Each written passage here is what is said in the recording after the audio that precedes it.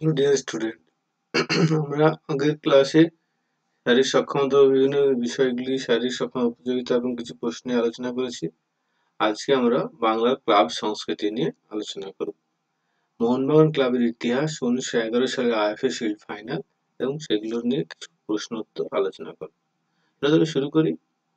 তোমাদের বইয়ে আছে বাংলার ক্লাব সংস্কৃতি মোহনবাগান। তোমাদের সিলেবাসে যেটা আছে যে মোহনবাগান ক্লাব। তো দেখে যে মোহনবাগান ক্লাব কত সালে প্রতিষ্ঠা হয়েছিল, কি হয়েছিল সেগুলো নিয়ে আমরা আলোচনা করি। তো ইস্ট ইন্ডিয়া কোম্পানির অধীনে ছিল ভারতবর্ষ দীর্ঘ প্রায় 200 বছর, আর কলকাতা ইস্ট ইন্ডিয়া কোম্পানির সদর দপ্তর ছিল। তো ইংরেজরাই এই ফুটবল খেলাটার গোড়াপত্তন করেন আমাদের ভারতবর্ষের কলকাতায়। শোনা যায় সম্ভবত 1854 সালের এপ্রিল মাসে ময়দানে হাওয়া ভর্তি গোল চামড়ার বল দিয়েই ইংল্যান্ড থেকে আসা ইটনের প্রাক্তন ছাত্ররা ইটোনিয়ান্স নামে একটি দল গড়ে। ক্লাবের নাম কি? ইটোনিয়ান্স। হাওয়া ভর্তি গোল চামড়ার বল কত সালে? 1854 সালের এপ্রিল মাসে। তাহলে কোথায় শুরু ছিল? ময়দানে হাওয়া ভর্তি গোল চামড়ার বল দিয়ে প্রথম খেলা শুরু হয়। কারা খেলেছিল প্রথম? যে ইটনের প্রাক্তন ছাত্ররা ইটোনিয়ান্স নামে একটি দল গঠন করে। বোঝা গেছে? তো ঊনবিংশ শতাব্দীর 17 দশকের শেষ দিকে নগেন্দ্র প্রসাদ কলকাতায় গড়েছিলেন বয়েজ স্পোর্টিং ক্লাব। 19 শতাব্দীর 17 দশকে।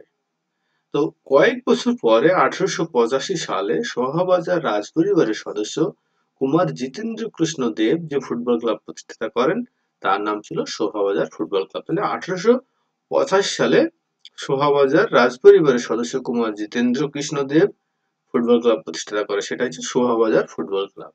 শোভাবাজার ফুটবল ক্লাব কত সালে প্রতিষ্ঠিত হয়? তাহলে 1885 সালে। কে করেছিলেন?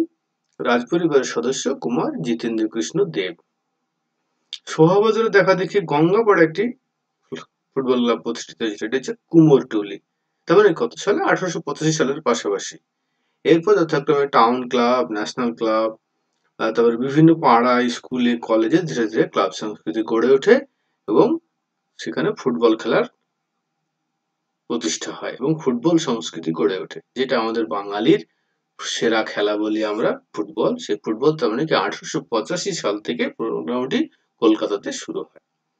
এবার দেখো 1887-88 সালে শ্যামবাজার মোড়ে সার্কুলার রোডের কাছে এসে মিশেছে একপাশে মোহনবাগান লেন, অন্যদিকে ফড়িয়াপুকুর রোড। এটা কোথায়? শ্যামবাজার রোড। এই দুইয়ের মাঝখানে একটা বাড়ি, তার নাম হচ্ছে মোহনবাগান ভিলা। এটা কার? কীর্তি মিত্রের বাড়ি বলে পরিচিত। এর সামনে একটা মাঠ আছে, যে মাঠে দুঃখীরাম মজুমদারের স্টুডেন্ট ইউনিয়নের ছেলেরা রোজ বিকালে ফুটবল খেলতো। আর খেলতো ভূপেন্দ্রনাথ বসুর পরিবারের ছেলেরা আর আশেপাশের ছেলেরা। প্রথমে তারা নিজেরাই দল ভাগ করে খেলতো, তারপর শুরু হলো পাড়ার সঙ্গে পাড়ার খেলা।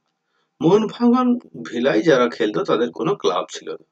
এই জন্য 1889 সালের আগস্ট মাসের 14 নম্বর বলরাম ঘোষ স্ট্রিটের ভূপেন্দ্রনাথ বসুর বাড়ির সভাতে স্থির হলো মোহনবাগান ভিলায় যারা খেলছে তাদের নিয়ে গড়া হবে একটি ক্রীড়া সংগঠন, যার নাম মোহনবাগান স্পোর্টিং ক্লাব।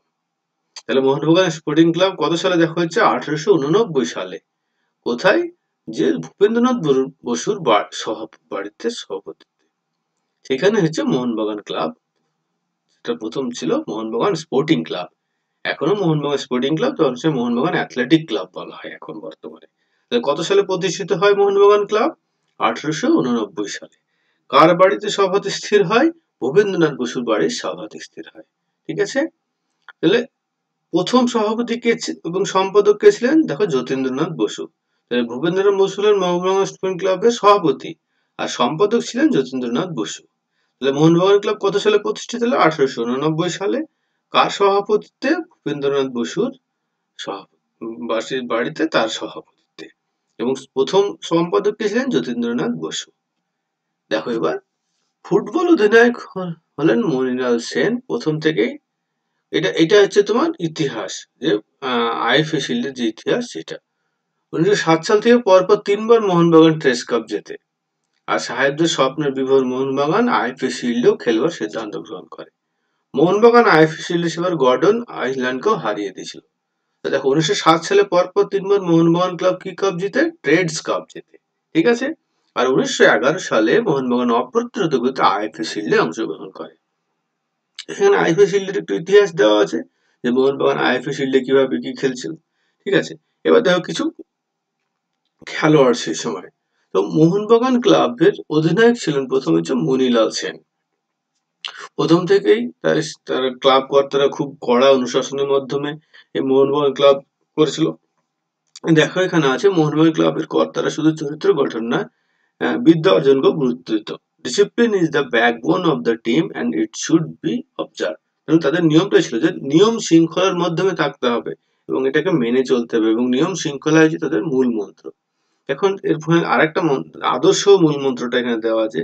মোহনবাগান ক্লাবের আদর্শ মূল মন্ত্র কি ছিল? Play the game in the spirit of the game.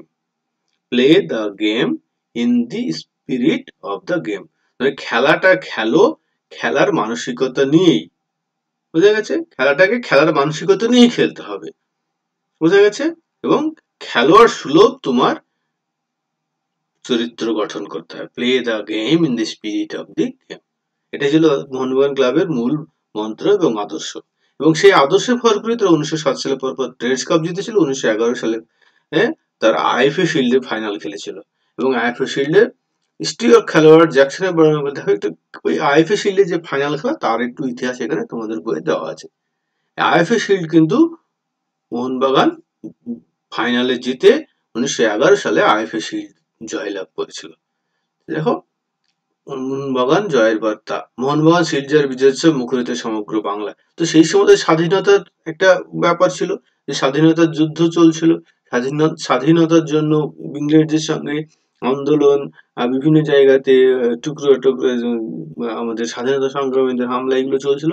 সেই সঙ্গে ফুটবলে মোহনবাগান সেইবারই প্রথম সাহেবদেরকে হারিয়ে আইএফএ শিল্ড জিতেছে। আইএফএ শিল্ড যে গোটা ভারতবর্ষ জুড়ে খেলাটা হতো।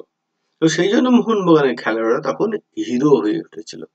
খেলার মাঠে জাতীয়তাবোধ ছড়িয়ে দিয়েছিল মোহনবাগান খেলোয়াড়রা। যে গোরাদের অর্থাৎ ইংরেজদের হারিয়ে মোহনবাগান যে জয় লাভ করে, সেইটা কিন্তু পুরো স্বাধীনতা সংগ্রামীদের কাছে, স্বাধীনতার আন্দোলনের কাছে অনুঘটকের কাজ করে। তারা আরো ঝাঁপিয়ে পড়তে উদ্বুদ্ধ হয় যে মোহনবাগান খেলোয়াড়রা যখন পেরেছে ব্রিটিশদের হারাতে, তখন আমরাও পারবো আমাদের দেশ থেকে ব্রিটিশদের সরিয়ে স্বাধীনতা জয়লাভ করতে, স্বাধীন ভারত করতে। একথায় স্বাধীনতা সংগ্রামের রাজনৈতিক আন্দোলনকেও এগিয়ে দিয়েছিল এই কাপ জয়। 1911 সালে যেসব কাপ জয় যে সমস্ত খেলোয়াড় গুলো ছিল, ছবিতে কিছু দেখছো। গোলে ছিল হীরালাল মুখার্জি, ব্যাকে ছিল এস শুকুল ও সুধীর চ্যাটার্জি, তার মানে গোলকিপারের সামনে যারা খেলে। হাফ ব্যাকে মানে তার একটু সামনে মনমোহন মুখার্জি, রাজেন সেনগুপ্ত, নীলমাধব ভট্টাচার্য। ফরওয়ার্ডে ছিল যারা গোল করে বা গোলের বিপক্ষ গোলের সামনে গোল করার জন্য খেলে। যতীন রায়, হাবুল সরকার, অভিলাষ ঘোষ, বিজয়দাস পাদুরি, শিবদাস পাদুরি। তোমরা ছবিতে দেখতে পাচ্ছ সুধীর চ্যাটার্জি এবং হাবুল চৌধুরী।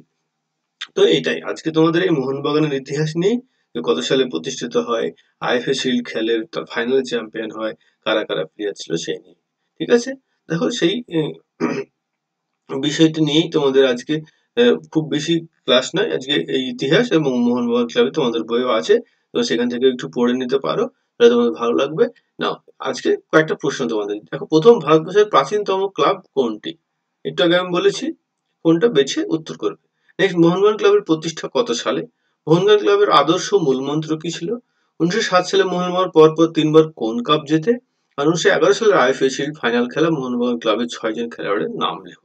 ঠিক আছে, যে ফাইনাল খেলেছে তাদের থেকে 6 জন ছিল নাম লিখবে। সবাই ভালো থেকো, সুস্থ থেকো।